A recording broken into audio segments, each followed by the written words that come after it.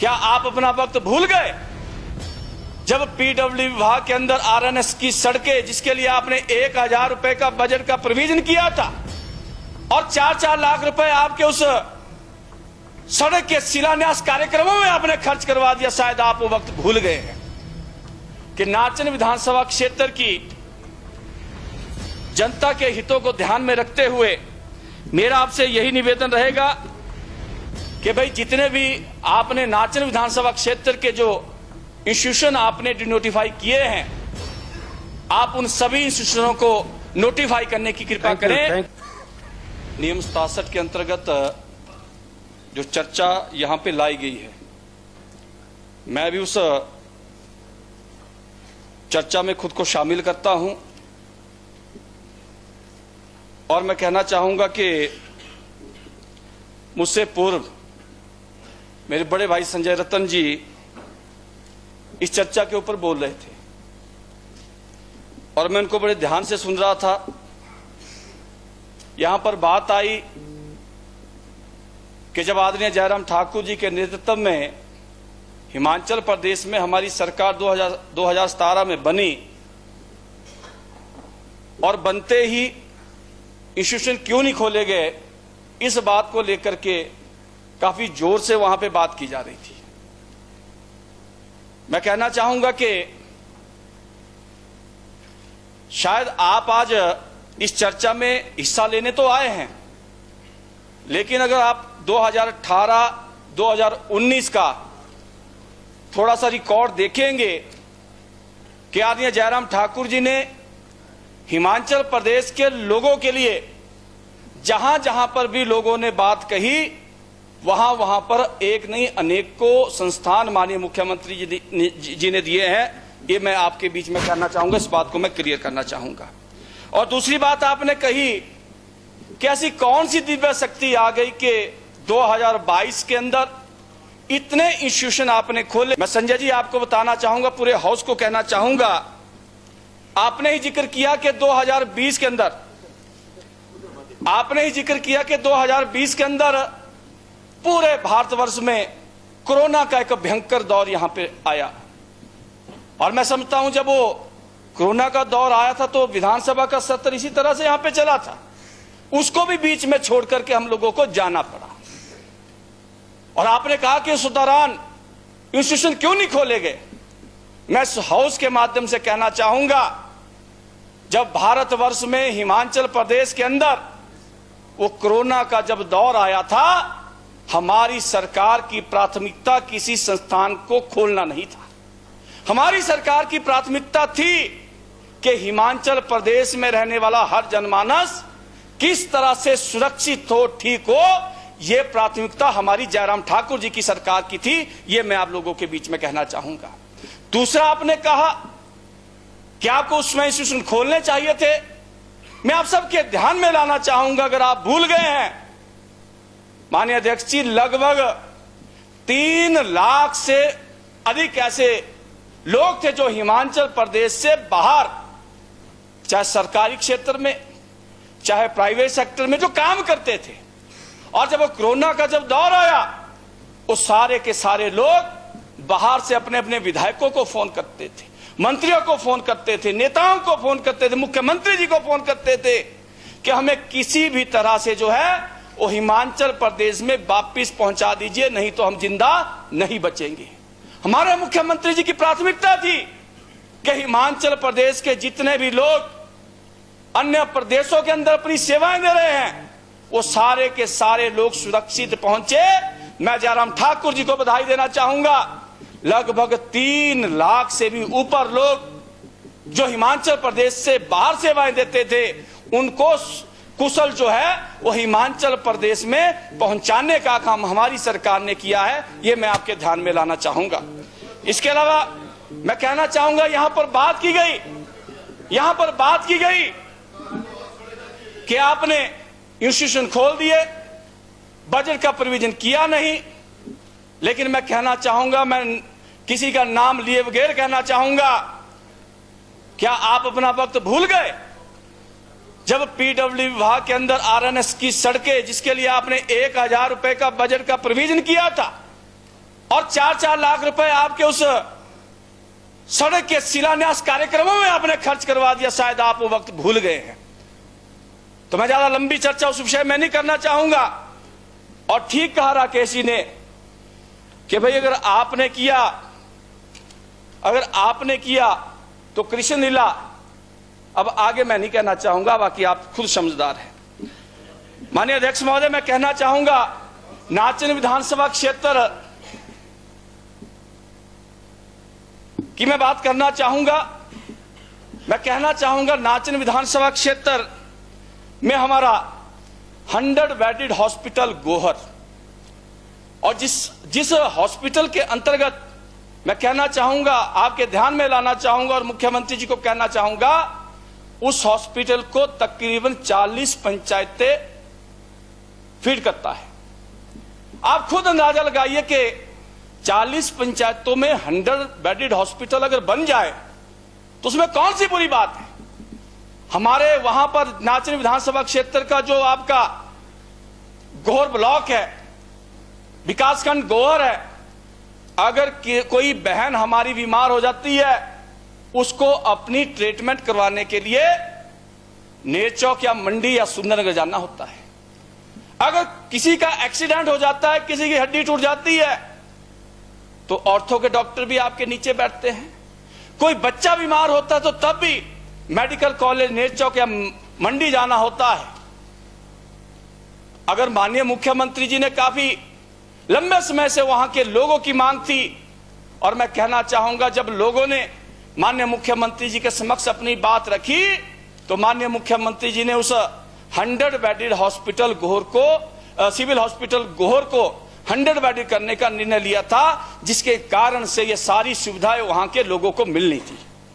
मेरा आपके माध्यम से माननीय मुख्यमंत्री जी से निवेदन रहेगा, आपने कहा है कि हम देखेंगे कि कहां कहां पर आवश्यकता है, और मैं समझता हूं चलेगा तो निश्चित तौर पर 100 बेडेड हॉस्पिटल को सारी चीजों को ध्यान में रखते हुए जो आपने डिनोटिफाई किया है, उसको निश्चित तौर पर आप नोटिफाई करने का काम करेंगे। इसके साथ साथ मैं कहना चाहूंगा, एक हमारी माननीय अध्यक्ष महोदय सीएससी, पहले पीएससी थी, पीएससी चौक थी, और 1992 में वो पीएससी चौक वहां पे खोली गई थी ठाकुर जगदेव जी के समय में। लेकिन आपको सुनकर के हैरानी होगी, हमारा जो विकास खंड धनोटू है, वहां पर 32 तो उस ब्लॉक की पंचायतें आती है, और उसके अलावा गांधी जी का भी कुछ एरिया उसके अंतर्गत आता है, और कुल मिलाकर के 40 पंचायतें, और 40 पंचायतों में कोई भी हमारे वहां पर सीएससी नहीं थी। जब माननीय मुख्यमंत्री जी से सब लोगों ने निवेदन किया, तो वहां पर पहली सीएससी माननीय मुख्यमंत्री जी के आशीर्वाद से दी गई।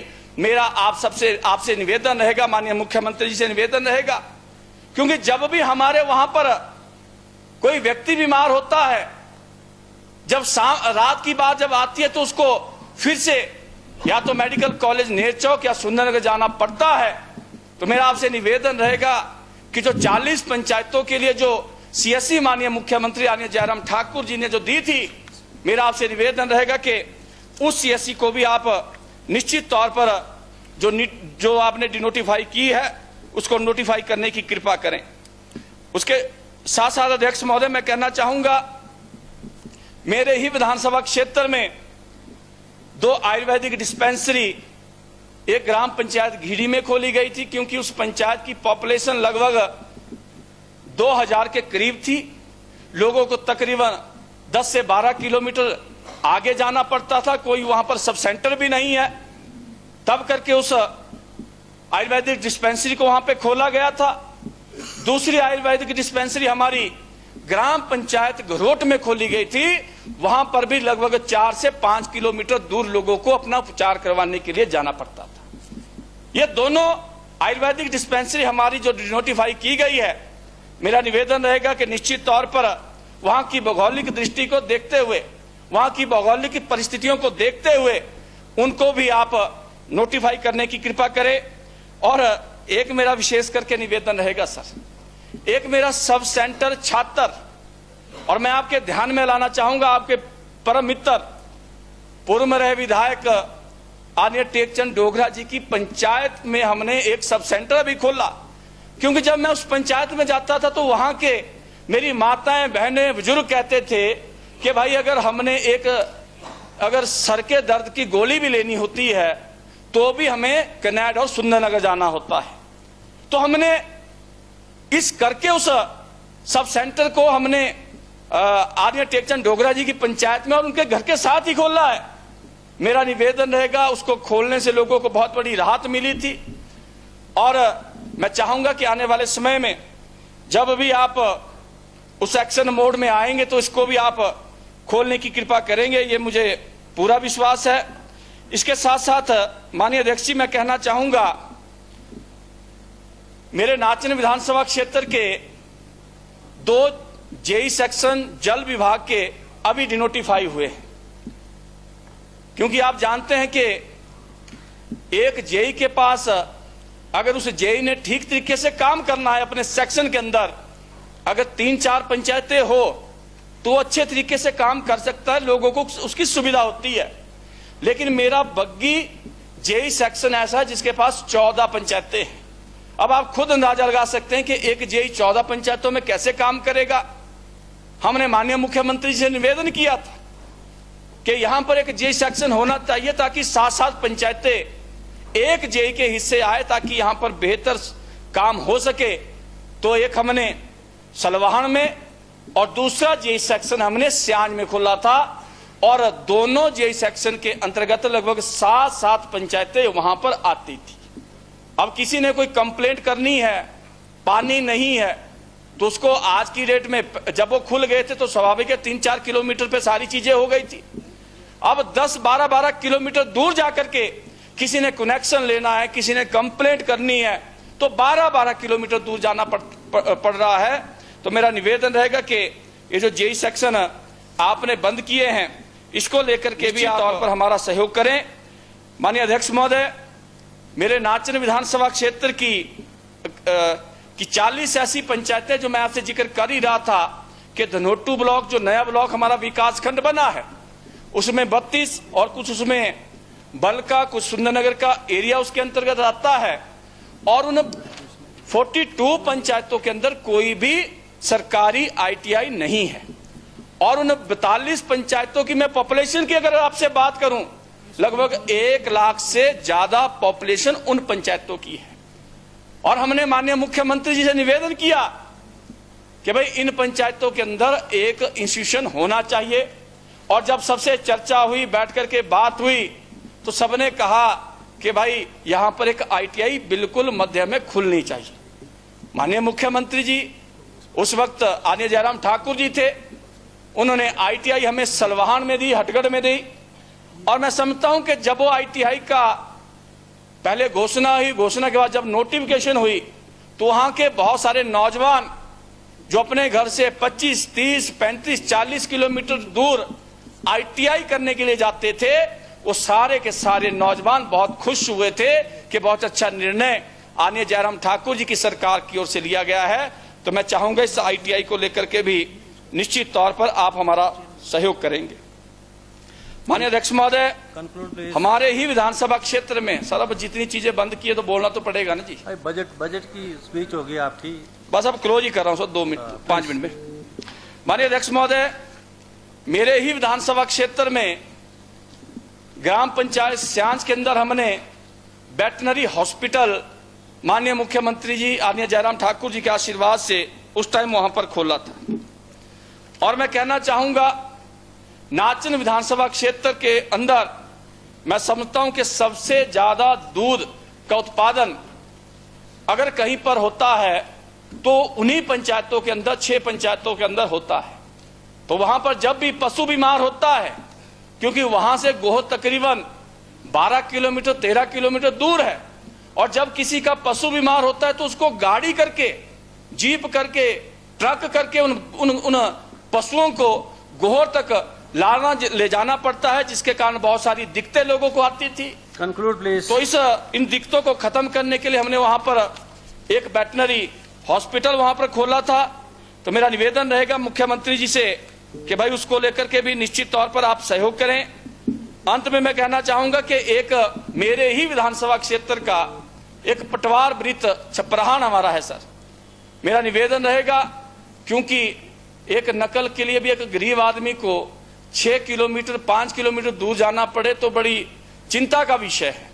मैं चाहूंगा ये जो हमारा पटवार वृत्त छपराहन भी जो बंद किया गया है उसको भी आप पुनः नोटिफाई करने की कृपा करें। कंक्लूड और अंत में मैं कहना चाहूंगा माननीय अध्यक्ष महोदय, मैं माननीय मुख्यमंत्री जी से निवेदन करना चाहूंगा कि नाचन विधानसभा क्षेत्र की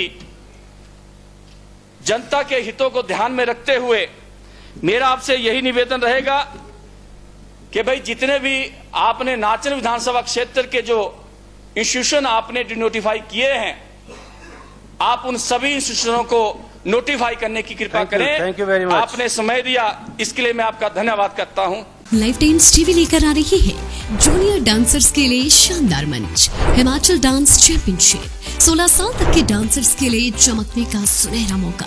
सोलो ग्रुप और ड्यूट कैटेगरी में स्टेट लेवल का कंपटीशन, वीआईपीज और सेलिब्रिटीज की उपस्थिति में रंगारंग फिनाले। ऑडिशंस की डेट्स जल्द अनाउंस होंगी। देखते रहिए लाइफ टाइम्स टीवी, हिमाचल का सबसे लोकप्रिय डिजिटल न्यूज मीडिया चैनल।